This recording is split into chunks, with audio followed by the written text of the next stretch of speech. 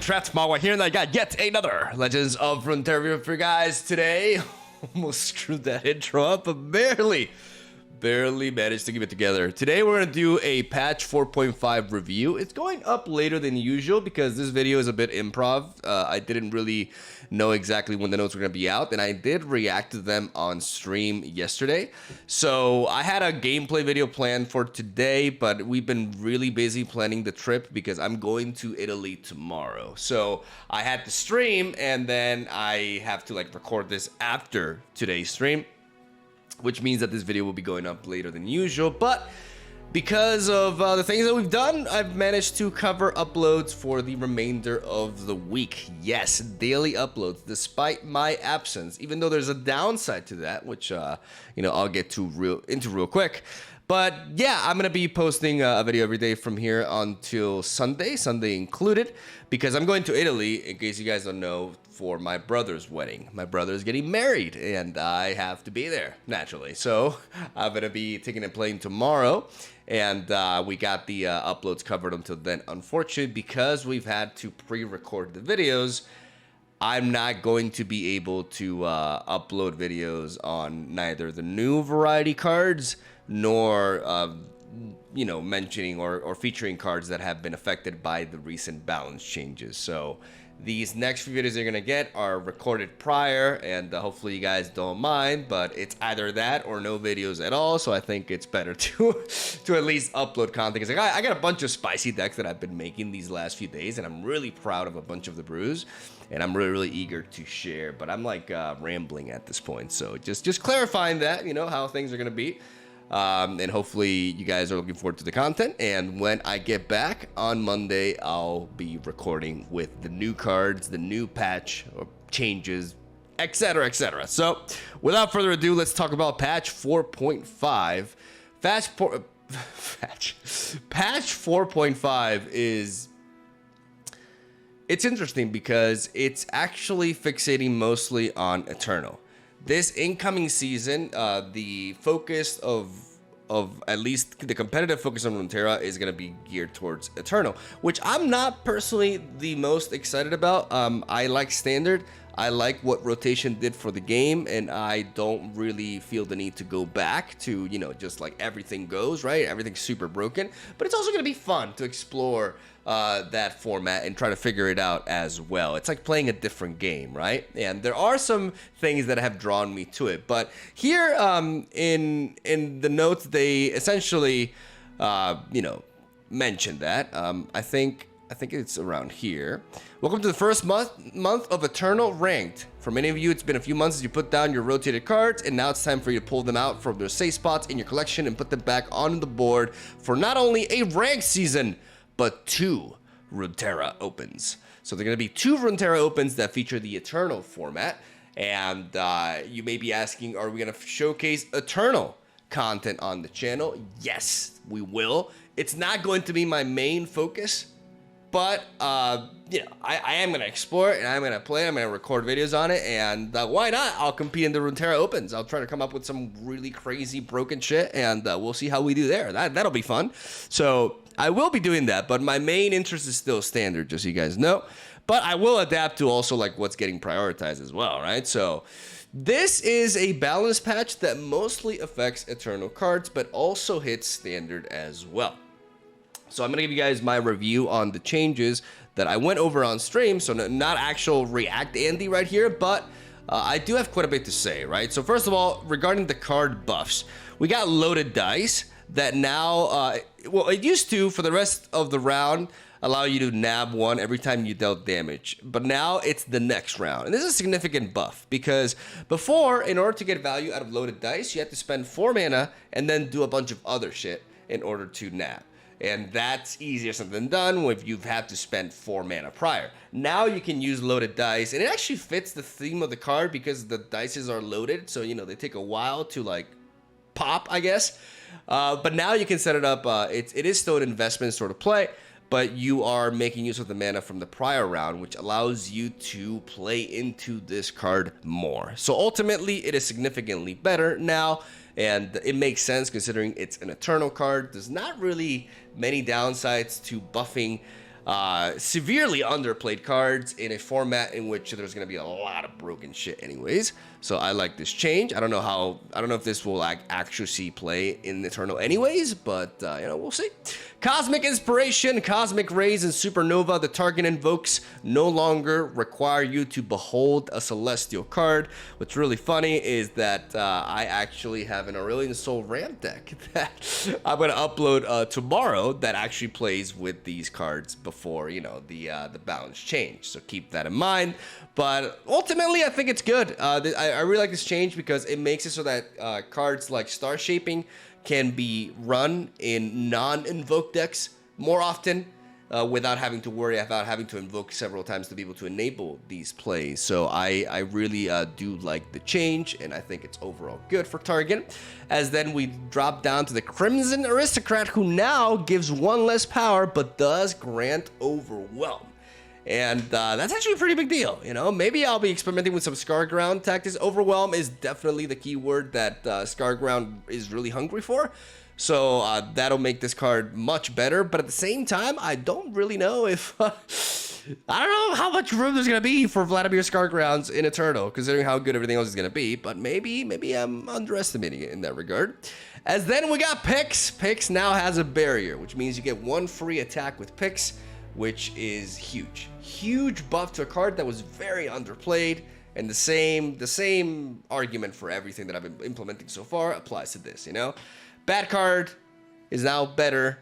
Will it be playable in a broken format? We will see. As then we go to Twin Disciplines. They have reverted Twin Disciplines. It now is back to its good old busted form, and we're gonna see a lot of that with cards in Eternal, you know, reverting them to their former glory. As yeah, this makes this card pretty much a staple for Ionia again, and we're definitely gonna be seeing a lot of it. This is the first card that I can guarantee you will be meta defining, and will be a force to be reckoned with in Eternal. As then we got the Eminent Benefactor. Remember this guy? No, me neither. He is a 4-mana 4/3 now. Went from 4-mana 3/3 with Last Breath, creating him a random epic from your regions, and now he manifests. So now he nets you the value immediately and has 1 extra power. That makes him good, right? No, not really. I don't really see the point behind this change. I don't think you're ever going to justify playing this card over something like Pharaoh's Financer. And that's basically where my analysis ends. I really don't think... I mean, manifesting is nice and all. Like, maybe I am downplaying it. Like, maybe you can play Pharaohs and this guy. But it depends on the region combination and what the epics have to offer in that slot regarding... Alright, it's not just spells. It's also units. So, yeah, it's interesting. Maybe I'm downplaying this a lot. But I don't really... I mean, this card has been so, like, unplayable for so long that I don't know. But I mean, Pharaohs is great, but Pharaohs costs 2 mana, right? You're spending 2 more mana, a decent body, you know, but it's not like it's much better than the body you're getting for Pharaohs for 2 mana. And yeah, now I'm intrigued. But maybe I am downplaying it, but I don't know. I don't currently see it, but I would like to be wrong. As then Captive Yeti.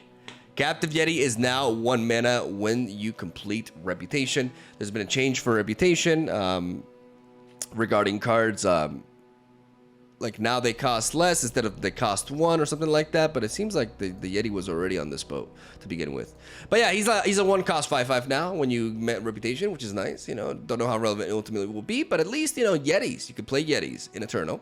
Sanctum Conservator got a little bit better. Now, instead of having to have met its requirement to play it, you can play it by just killing a follower instead. You kill a follower first, which allows you to have a greater chance of triggering the ability, and then but if you haven't slain 13 units, you still get an 8/5 fearsome for 8 mana, which is pretty terrible. But in like a top deck war scenario, then being able to play this card and not being able to play, I mean, it makes it better. I still don't think this card is going to see much play, and I'm pretty certain about that, honestly. We'll see. And then Draven, perhaps my favorite buff from this patch. Draven brought black. What? Draven brought back English to his former glory. A 3/3 Draven, not the 4/3 Graven. Jesus, I'm like mixing letters. Graven, what the hell? Not the 4-3 Draven that we remember from the beta days, at least a few of us do. But still, 3-3 Draven, baby. And maybe the reason for which I will play Eternal. Honestly, Draven is... yeah, he's the champion that I miss the most post-rotation. Really, I just miss playing with Axis. I really enjoy playing Draven. And it's going to be fun to mess around with him in Eternal. That's like the first thing that I'll be doing personally. So what about you? What are you going to be doing? You thought I would say Yasuo, but no. I have a lot more fun playing a champion like Draven than I do Yasuo. I'm sorry if I disappointed anybody with that statement, but it's Draven, man. The axes are fun. There's a lot of cool shit you can do with them. And he's just one of the best designed champions ever in Legend of Runeterra. And it's nice to see him great again. As then we got Withering Wail, because apparently aggro is one of the easiest decks to build in the new Eternal format, and we wanted to make sure the tools to combat it exist. Yeah, this statement really scares me, and it makes sense. You know, that aggro, you know, with all the old Noxus direct face cards is really good. But at least now we got 4 mana Withering Wail. That'll make things even, right? Surely. As then concurrent timelines back to its original form, but again, it's Eternal, everything's broken, so unleash the madness. I do definitely think there'll be a spot for concurrent timelines in Eternal, and honestly, it's a deck that got really popular and was obnoxious to face, but it is really, really fun to play. So, yeah, I'm actually excited to mess around with that too, honestly. Poppy from 2-3 to 3-3. Oh my God, the body of Christ compels you. I have PTSD with Poppy.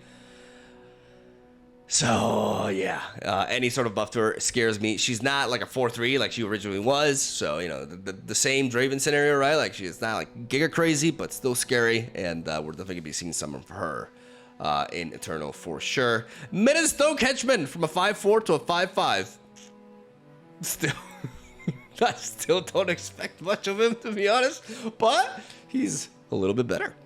Wise Fry is no longer vulnerable and is even stronger now. And honestly, I think this buff was warranted for a long time. I think they overestimated how impactful this card would be, and giving it vulnerable limited it a lot. It was thematically like it was nice to, you know, like it was fitting for the card to be vulnerable and from a lore perspective, I guess, because, you know, even though it's a boss, it can be dragged out. I don't know, maybe by just making shit up here, honestly. But yeah, as they say, it wasn't very wise of this guy to leave himself so vulnerable. He paid us off to make sure that wasn't the case anymore. Hilarious. Oh my God. But yeah, will this guy be relevant? I don't know. I do, you know, it reminds me of my Sofrino's deck with Braum. Maybe there's some potential there, at least from the meme department. As Grand Plaza, another revert, and this is a scary one. Grand Plaza, for those of you who don't know, used to be like this, +1/+1 instead of just +1 power. And believe it or not, that was enough to make the card meta-defining. Not only meta-defining, but also like just the king of the meta. Like Grand Plaza dominated the meta for the little while that it was the way it was, and it was just bonkers. You know, any sort of effect that gives +1 health, the difference between that and not giving health is monstrous. And it makes or breaks a card, and you can definitely expect Grand Plaza to be seeing some play and have an impact on the Eternal meta. And you know what? Another card that I'm excited to mess around with, almost as much as I am with Draven. As then Captain Erika is actually playable now. Oh, meu Deus. It's a 6 mana 4/4 with Spell Shield, and yeah, honestly, like a really solid card now. Like, at 8 mana, it was just too late, too expensive, too slow. But now, you know, having the Spell Shield on a decent body that allows you to just remove any threat on the board, effective immediately, is insane. And I think, you know, here's really important to say, like, has a goal of slightly higher interaction than standard. So there's more back and forth. I think Captain Erika can definitely see some play. And because she was definitely not seeing any before. So this should definitely make her a consideration. On Guard, going from 3 mana to 2 mana, giving all allies challenger this round. That's a really, really strong buff. We'll see if ultimately it pans out into anything. As then out of the way, it's hard for me to evaluate a lot of these because I have to take into account so many more cards that, you know, it's just a lot to take in. But I do think there are some decks that can benefit greatly from this, and it being 2 mana will most certainly make a difference, considering I've experimented with this card a lot with Undying, and it costing 3 mana hurt me more often than I can remember. So big deal of a buff, and we'll see if it has any implications. As Out of the Way is also a huge buff, but I don't really think this card will make it out of meme tier because it is still, 4 mana do nothing effectively. But I mean, now that it's 4 mana, maybe you can justify it in certain lists, and it can get really crazy. I think there is a good chance I'm downplaying this, but then again, we're talking about Eternal, where everything is going to be faster, meaner, and I just don't know if that is a format in which you can afford to play 4 mana and provide no tempo whatsoever, right? Like that's asking a lot. As then we got the Iceborne Legacy. Rip the synergy with your boy Jace or Lux. for the 2 people to try that shit. As now it's back to 5 mana. I don't know. Well, we may see the Poro shit going on again. I mean, that's what people abuse with this card. Elusives. We'll see. I don't think it'll be that good. And yeah, this card is definitely nowhere near what it used to be. But another bit of a rebirth happening. As Escaped Abomination is also like, so many of these reverts are like meeting halfway, right? Because this thing used to be a 4/4, in case you're wondering. But 4/3s where they're gonna stick. The same like that we said with Draven, the same that we explained with not Grand Plaza, but with Poppy as well. That the same applies to the Escape Abomination. At a 4/3, aggressive Shadow Owls decks are gonna love this, and we're definitely gonna be seeing some of that, I think.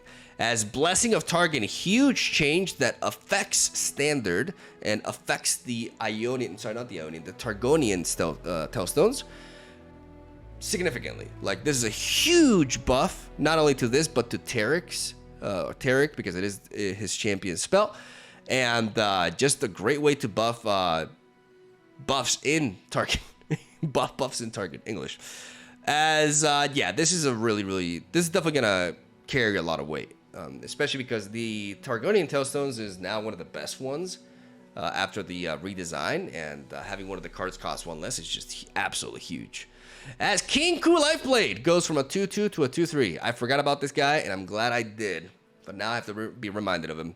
More elusive, goodness. Gonna be a lot of that in Eternal, I bet.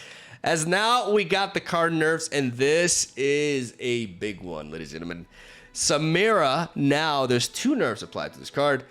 First of all, her leveled up version now works the same as the pre-leveled version in the sense that it resets, like the counter for 6 resets when you gain the attack token, which means that you can no longer like build up the rally procs from her. That definitely has a huge, that's a big implication. But even bigger is the change to Flare, because now it only gives allied Samira Challenger. That is massive. There's a lot of decks that love to combo and love to make use of Flare and give Challenger for 1 mana to one of their units. Now it always has to be Samira, which a lot of times is a target that you go for, but it really does restrict her. And I think ultimately these 2 nerfs are a great way of toning this champion down that's been pretty much everywhere without necessarily like killing her viability or even coming close to that, in my opinion. So really neat change. I don't think Samira needs to be nerfed harshly by any means. So I really like what they did right here. As then Tristana, I am happy to see she was leveling up way too fast. Ever since the change to BANDLE Gunners, like, it's crazy how easily she levels up, especially because you can play multi-region followers or allies from the same regions. So it's way too easy to get her to level up. And now her requiring 1 more is fantastic. And more so than that, thank God they took away the spell shield from the BANDLE Gunners. This card was just absolutely way too good. And there's just some, no matter what you're playing, if you run into Tristana and her crew, and they just curve out properly, like, it feels like that deck is unbeatable, right? And a lot of that has to do with the fact that this thing has Spell Shield, and you can't really interact with it, because 3 impact is really impactful. God, why haven't you subscribed? Unsubscribe already. As yeah, I'm kind of like, like, I got a lot of recording to do today, so hopefully you guys don't mind the turbo mode. As that was a big noise from the street, I think. But huge change, and big fan of it. Also a big fan of this Powder Pandemonium nerf as well. This card, post-rotation, has turned out to be too good, too easy to enable after the expansion. And taking away the vulnerable, I think, is is great. This card is still really strong, but no longer kind of like auto winning in certain scenarios, which, you know, I think it's important for a card not to be. So, you know, big fan of the nerfs. Like, no, they didn't really go crazy with them. I don't think Karma needs to be nerfed, honestly. I'm gonna die on that hill for the moment. And ultimately, I really like these. And then card adjustments, reputation cards got adjusted in the sense that they will now reduce their cost by a certain amount rather than setting cost to an exact amount, which allows them to be more flexible with certain cards and making sure that certain cards can't get way too out of hand. Now it costs 1, but now it costs 3 less with Mimic. They say that the previous Mimic design was stopping them from allowing reputation to cost reduce, as it could easily go infinite. The new design is hopefully more satisfying to play with and without the same problems, which, you know, good stuff right there. Momentous choice. I think they found a nice middle ground for this card. It definitely got over nerfed last time around because they didn't have much time to really, you know, navigate around it, right? Like they got the data like really late on, and they had very little time to adjust, and they over nerfed it. And now they tweaked it. They realized they confirmed that they overdid it. And now it costs 1 less if you go equip an ally this game. So it's like a, you know, like an old. It actually is like, it's a better elixir of iron. You know, it's an elixir of iron that can go both ways, and all you have to do is equip an ally this game. So that makes the card very much playable, very much back into equipment decks. But also makes it so that it doesn't like the fact that it would spawn twice. Really, like, it was just, there were so many aspects about that just were too much, right? So I really like this middle ground, and I think this is the perfect nerf or change to Momentous Choice, and I think it's gonna sit like this for quite some time. So props to them. And that is it. That is it for the changes. That's what I'm gonna be focusing on in this video.